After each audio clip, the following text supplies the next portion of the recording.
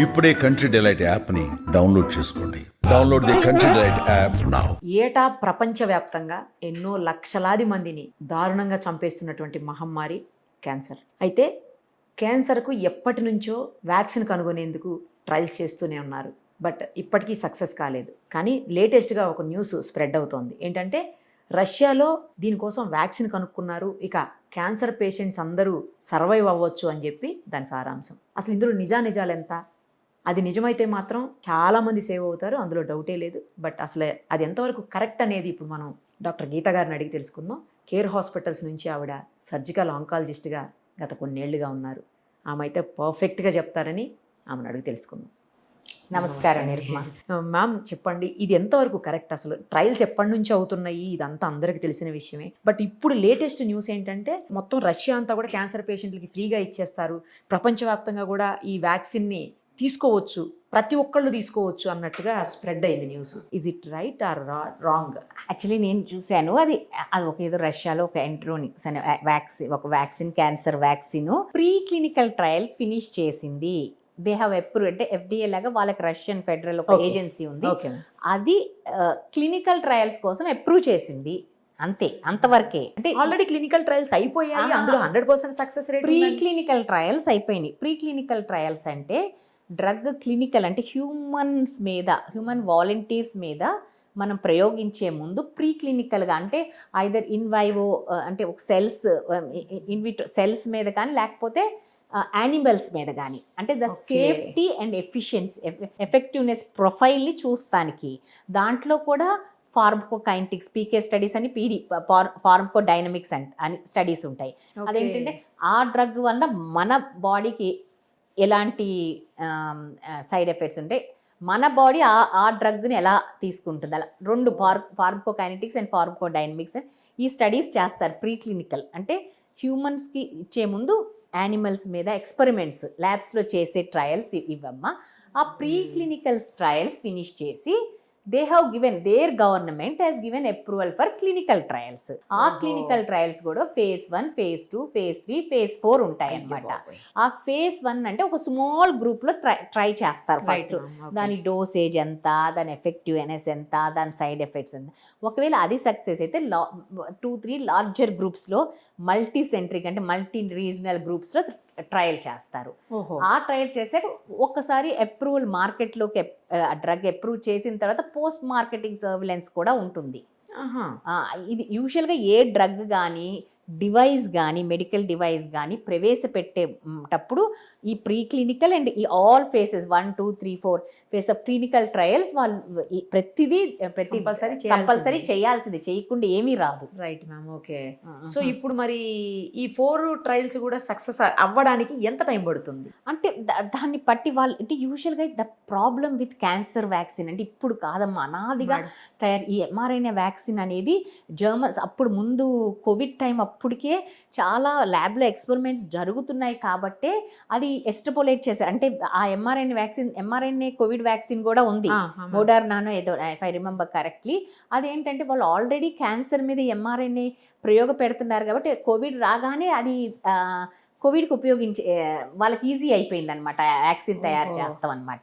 The problem ఏంటంటే cancer వ్యాక్సిన్కి ఇప్పుడు vaccines అనేది వేరే వాటికి ఇన్ఫెక్షన్స్కి వీటికి అనాదిగా ఉన్నాయి. 200 years బ్యాకే వ్యాక్సిన్స్ ఇంట్రడ్యూస్ అయినాయి అనమాట. సో మనకి ఈ బ్యాక్టీరియల్ ఇన్ఫెక్షన్, వైరల్ ఇన్ఫెక్షన్స్కి వ్యాక్సిన్, మీజిల్స్ అని, మమ్స్ అని, పోలియో, డిప్తీరియా, టెటనస్, వీటన్నిటికీ వ్యాక్సిన్స్ ఉన్నాయి. అది చాలా ఈజీ, ఎందుకంటే ఆ వైరస్ బ్యాక్టీరియా అనేది మన ఇమ్యూన్ సిస్టమ్, మన రోగ నిరోధక వ్యవస్థ అనేది ఉంటుంది, ఇమ్యూన్ సిస్టమ్ అనేది ఉంటుంది. ఆ ఇమ్యూన్ సిస్టమ్ అది డెఫినెట్గా ఫారెన్ బాడీస్ కాబట్టి ఈజీగా అటాక్ చేసి చంపేస్తుంది ఇమ్యూన్ సిస్టమ్ మనకి. బట్ క్యాన్సర్ సెల్స్ అంటే అట్లా కాదు. క్యాన్సర్ సెల్ అనేది మన శరీరంలో కణాలే ఒకేసారి మ్యుటేషన్ డిఎన్ఏలో అట్లా మార్పు వస్తాం వలన యూజువల్గా ఏంటంటే ఒక క్రమబద్ధంగా ఈ డివైడ్ అవుతాయి అన్నమాట.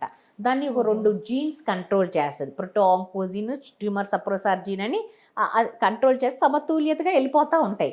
ఎప్పుడైతే ఈ జీన్స్లో కానీ ఇంకెక్కడన్నా మ్యూటేషన్స్ ఎక్వైర్ అయినప్పుడు ఆ సమతుల్యత కోల్పోయి ఇష్టం వచ్చినట్టు డివైడ్ అవుతాయి అన్నమాట. సో ఓహో. మన శరీరంలో కణాలే అవి, వేరే కణాలు, ఫారెన్ కణాలు కావయి. మేడం. సో మన శరీరంలో కణాలే కాబట్టి అవి నార్మల్ కణాల్లాగా, హెల్దీ కణాల్లాగా ఉంటాయి, మిమిక్ అవుతాయి ఓహో. Cancer cells. సో దాన్ని అటాక్ చేస్తాం కష్టం, ఎందుకంటే ఇప్పుడు ఫారెన్ బాడీ అంటే ఆ సెల్స్ని అటాక్ చేస్తుంది ఇమ్యూన్ సిస్టమ్, మేడం. అయిపోతాయి. నార్మల్ సెల్స్ మీద ఎఫెక్ట్ ఉండదు. ఇప్పుడు Okay. ఈ క్యాన్సర్ వ్యాక్సిన్ ఏంటంటే ఆ కణాలకి నార్మల్ కణకి డిఫరెన్షియేట్ చేయక నార్మల్ సెల్స్ మీద కూడా సైడ్ ఎఫెక్ట్ ఉండి ప్రమాదం ఉండే అవకాశం ఉంది. ఓహో. అందుకని క్యాన్సర్ వ్యాక్సిన్ కనుక్కోవటం అనేది చాలా కష్టం అవుతుంది. ఇంకొకటి Okay. ఏంటంటే మన శరీరంలో డిఫరెంట్ క్యాన్సర్స్కి డిఫరెంట్ యాంటీజెన్స్ అయి ఉంటాయి. ఒక వ్యాక్సిన్ ఇచ్చేసాం ఆల్ శరీరంలో ఏ Cancers క్యాన్సర్ తగ్గి రాదు అనుకోవడానికి లేదు. అట్లా ఉండదు. ఓహో. Every organ is unique, personalised అనమాట. Each cancer is unique, personalised. ఒక ఆర్గన్లో కూడా డిఫరెంట్ క్యాన్సర్ టైప్స్ ఉంటాయి అన్నమాట. ఒక ట్యూమర్లో ఇది ఎక్కువ ఎక్స్ప్రెస్ అవుతుంది, ఇంకో ట్యూమర్లో ఇంకొక ప్రోటీనో ఇంకొక యాంటీజెన్ ఎక్కువ ఎక్స్ప్రెస్ అవుతుంది. అట్లా యూనిక్గా ఒక వ్యాక్సిన్ ఇస్తే అన్ని అలా కష్టం అనమాట.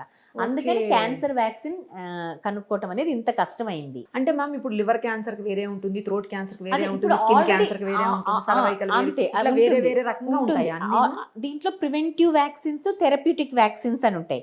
ఆల్రెడీ కొన్ని ప్రివెంటివ్ వ్యాక్సిన్స్, కొన్ని థెరప్యూటిక్ వ్యాక్సిన్స్ మార్కెట్లో ఉన్నాయి. ప్రివెంటివ్ వ్యాక్సిన్స్ ఏంటంటే మరి మీకు ఆల్రెడీ తెలుసు, న్యూస్లో HPV vaccine, human papilloma virus vaccine, అది సర్వైకల్ క్యాన్సర్ Cervical. ప్రివెన్షన్. ఇప్పుడు యంగ్ గర్ల్స్ అందరికీ అది, ఎందుకంటే ఇస్తున్నారు. ఇస్తున్నారు, ఎందుకంటే అది హ్యూమన్ ప్యాపిలోమా వైరస్ అనే వైరస్ వల్ల వస్తుంది కాబట్టి దానికి అగెనిస్ట్ గా వ్యాక్సిన్. ఓకే. అలానే hepatitis B vaccine liver cancer చాలా వరకు ప్రివెంట్ చేస్తుంది. ఎందుకంటే లివర్ క్యాన్సర్కి ఇంచుమించు చాలా వరకు hepatitis B one of the cause కాబట్టి ఆ హెపటైటిస్ బి వల్ల ఇది ప్రివెంటివ్ వ్యాక్సిన్ లాగా. ఓకే. అదే థెరప్యూటిక్ వ్యాక్సిన్స్ అని కొన్ని ఉన్నాయండి. కొన్ని ప్రాస్టేట్ క్యాన్సర్లో ప్రాస్టేట్ ప్యాప్ అంటారు, ప్రాస్టేటిక్ యాసిడ్ ఫాస్ఫేట్ అని ఉంటుంది. దాన్ని టార్గెట్ చేస్తూ పిఎస్ఏ ఈ రెండు టార్గెట్ చేస్తూ సిప్పిలుసిల్ టీ అని ఒక వ్యాక్సిన్ ప్రాస్టేట్ క్యాన్సర్కి మార్కెట్లో ఉంది. అది థెరప్యూటిక్ వ్యాక్సిన్. ఏంటంటే ఆ యొక్క ప్రోటీన్ని టార్గెట్ చేస్తుంది అనమాట ఇది. అలానే బీసీజీనో ఎర్లీ బ్లాడర్ క్యాన్సర్కి బీసీజీ ద్వారా దాని ఇమ్యూన్ సిస్టమ్ అటాక్ చేసేటట్టు బీసీజీ వ్యాక్సిన్. ఈ రెండు థెరప్యూటిక్ వ్యాక్సిన్స్. ఇంకా చాలా ట్రయల్లో ఉన్నాయి ఇలా వ్యాక్సిన్స్ కోసమని. ఆల్రెడీ ఇమ్యూన్ థెరపీ ఇస్తున్నాము. ఇంకా కార్ టీ సెల్స్ థెరపీ అని వచ్చింది ఒకటి. కార్ టీ సెల్స్ థెరపీ అంటే మన శరీరంలో T cells, B cells, T cells అని ఉంటుంది. ఈ రోగ నిరోధక వ్యవస్థలో కొన్ని సెల్స్ ఉంటాయి అన్నమాట, బి సెల్స్, టీ సెల్స్ అని. మన శరీరంలో టీ సెల్స్ బయటికి తీసి, బ్లడ్లోంచి టీ సెల్స్ బయటికి తీసి ఆ టీ సెల్స్ మీద చిమెరిక్ యాంటీజెన్ రిసెప్టర్ అని ఇంట్రడ్యూస్ చేసి, అవి ఆర్టిఫిషియల్ ఎక్కువగా ప్రొడ్యూస్ చేసి అది మనం మళ్ళీ మన బాడీలోకి ఇంట్రడ్యూస్ చేస్తే అది అది ఈ క్యాన్సర్ సెల్స్ని అటాక్ చేస్తుంది అనమాట. స్పెసిఫిక్ రిసెప్టర్ దాని మీద పెట్టి. అది ఆల్రెడీ క్యూర్ అవుతుందా మేడం? లేకపోతే చాలా వరకు రిజల్ట్స్ బెటర్ ఉన్నాయి. అది ఆల్రెడీ బ్లడ్ క్యాన్సర్స్లో లుకీమియాసు, లింఫోమాసు వీటిలో చేస్తున్నారు. Already car T cell therapy అనేది కొన్ని అది బ్లడ్ క్యాన్సర్స్లో ఆల్రెడీ మన ఇండియాలో కూడా ఇస్తున్నారండి. ఇంకా రాను అది సాలిడ్ ట్యూమర్స్లో కూడా వచ్చే అవకాశం ఉంది అలాంటివి. కానీ ఎప్పటికీ అనేది తెలియదు. అంటే వస్తుంది, అది తొందరలో వస్తుంది. బట్ క్యాన్సర్ వ్యాక్సిన్ అనేది ఇక అంటే స్పెసిఫిక్ యాంటీజెన్ అంటే ఇప్పుడు దానికి ఏంటంటే నార్మల్ సెల్స్ కూడా యాంటీజెన్స్ ప్రొడ్యూస్ అవుతాయి. బట్ ఈ క్యాన్సర్ సెల్స్ అధిక రేట్లో ప్రొడ్యూస్ చేస్తాయి. బట్ అట్లా కూడా కష్టం, ఎందుకంటే కొంతవరకు నార్మల్ సెల్ డ్యామేజ్ కూడా ఉంటుంది అలా మన వ్యాక్సిన్స్. కొన్ని ఏంటంటే నియో యాంటీజెన్స్ అని ఇప్పుడు అంటే ఓన్లీ ట్యూమర్స్ పర్సనలైజ్డ్ అనమాట. Tumour specific antigen only tumour సెల్సే ప్రొడ్యూస్ చేస్తాయి, దాన్ని నార్మల్ సెల్స్ ప్రొడ్యూస్ చేయవు. అలా ఉన్నప్పుడు మనం తయారు చేస్తాం వ్యాక్సిన్ ఈజీ. ఎందుకంటే ఓన్లీ వ్యాక్సిన్ దానికి అగెనిస్ట్గా యాంటీబాడీస్ ప్రొడ్యూస్ చేసి ఇంట్రడ్యూస్ చేసామనుకోండి, అది ఓన్లీ ఆ క్యాన్సర్ సెల్స్ని టార్గెట్ చేస్తాయి. Right ma'am. ఇప్పుడు రకరకాల క్యాన్సర్స్ ఉన్నాయి మీరు అన్నట్లు, ఒక్కోదానికి సంబంధం లేని క్యాన్సర్స్ ఇవన్నీను. మరి ఇలాంటప్పుడు ఒక్క వ్యాక్సినే అన్నిటికీ పనిచేయదు కదా, మరి ప్రతిదానికి వ్యాక్సిన్ తీసుకోవాలంటే కూడా ఈజీ టు పాసిబుల్ మ్యామ్? అంటే ఈజీ పాసిబుల్ అంటే అది థెరప్యూటిక్ వ్యాక్సిన్స్ ఇవన్నీ. క్యాన్సర్ వస్తే దానికి ఏ ఆర్గాన్కి వస్తే దానికి స్పెసిఫిక్గా అనమాట. అప్పుడు ప్రివెన్షన్ వ్యాక్సిన్ కాదు. ఓకే, వచ్చాక తీసుకునే వ్యాక్సినే. మరి తీసుకుంటే అప్పుడు ఓకేనా, సర్వైవ్ అయిపోతారా నార్మల్గా? Normal person లాగా? దాన్ని బట్టి అంటే ఏది ఎక్స్ప్రెస్ అయింది వాళ్ళ దాంట్లో.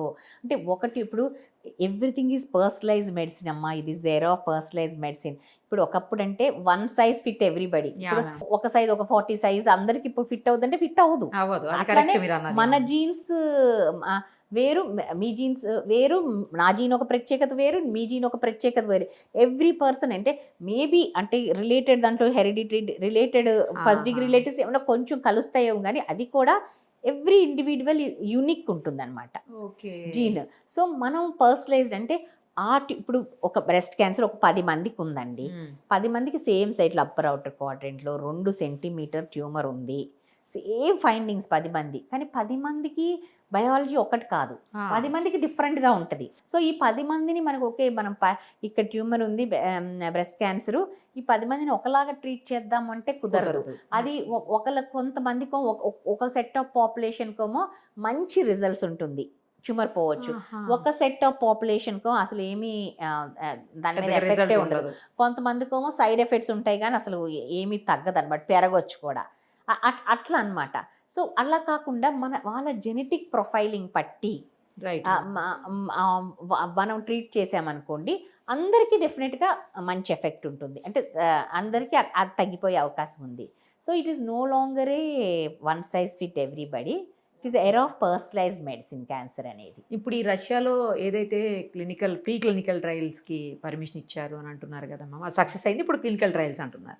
సో ఈ మెడిసిన్ ఎప్పటికి అందుబాటులోకి వచ్చే అవకాశం ఉంటుంది మ్యామ్? కొంతవరకైనా హెల్ప్ అవుతుంది కదా కొంత? అంటే అది తెలియదమ్మా అసలు వస్తుంది, అది ఎంతవరకు ఉపయోగపడుతుందో హ్యూమన్ దీంట్లో, ఎంతవరకు సక్సెస్ఫుల్ బయటకు వస్తుంది, వాళ్ళు ఎంతవరకు సక్సెస్ఫుల్గా చేయగలరు, ఎంతవరకు సైడ్ ఎఫెక్ట్స్ అంటే నార్మల్ సెల్స్ టార్గెట్ చేయకుండా ఓన్లీ అబ్నార్మల్ సెల్స్ ఎంతవరకు టార్గెట్ చేయగలరో, ఇవన్నీ చాలా ఇఫ్స్.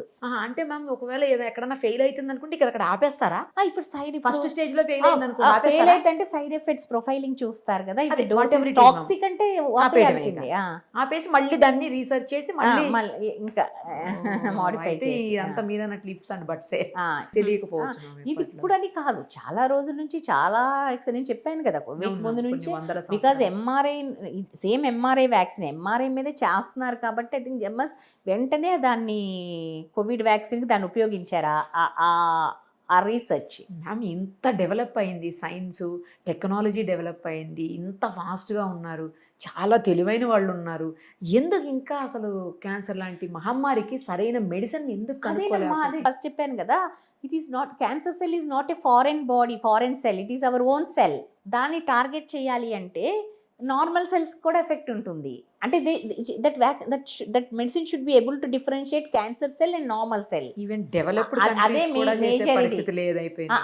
అదే మేజర్ ఇది క్యాన్సర్ ప్రాబ్లం అయితే. అదే డెవలప్డ్ కంట్రీస్ కూడా ఏం చేయలేని పరిస్థితి ఉంది. అంటే డెవలప్డ్ కంట్రీస్ అని కాదు, research is going on, maybe in the future some solution will may come, definitely will come. అంటే ఇప్పుడు మెరుగు, ఇప్పుడు ఇమ్యూనోథెరపీ వచ్చింది చాలా వరకు, ఇప్పుడు CAR-T సెల్ థెరపీ అని వచ్చింది, మన ఓన్ సెల్స్. అదే ఇంకా కొన్ని ఏంటంటే మన ఓన్ ట్యూమర్ వచ్చిన తర్వాత ట్యూమర్ సెల్స్, మన బాడీలో ట్యూమర్ సెల్స్నే బయటికి తీసి ఆ ట్యూమర్ సెల్స్కి అగెనెస్ట్గా యాంటీబాడీస్ బయట ల్యాబ్లో ప్రొడ్యూస్ చేసి ఆ యాంటీబాడీస్ మళ్ళీ శరీరంలోకి ఎక్కించి ఆ ట్యూమర్ని ఆ సెల్స్ చంపేటట్టు చేస్తాం అనమాట. అలా కూడా వచ్చినాయి. మొత్తానికి క్యూర్ అయిపోయి సర్వైవ్ అయిపోతారు అనేది ఉంటుందా మేడం అసలు క్యాన్సర్ పేషెంట్స్లో? స్టేజ్ని బట్టి ఉంటుంది. ఇప్పుడు క్యాన్సర్ సర్వైవల్ ఇప్పుడు చాలా వరకు ఎర్లీ స్టేజ్గా డయాగ్నోస్ చేస్తే above 90-95% above 5 years survival rate ఉంది. అబౌవ్ 5 years అంటే చాలా వరకు అబౌవ్ 95% ఉంది.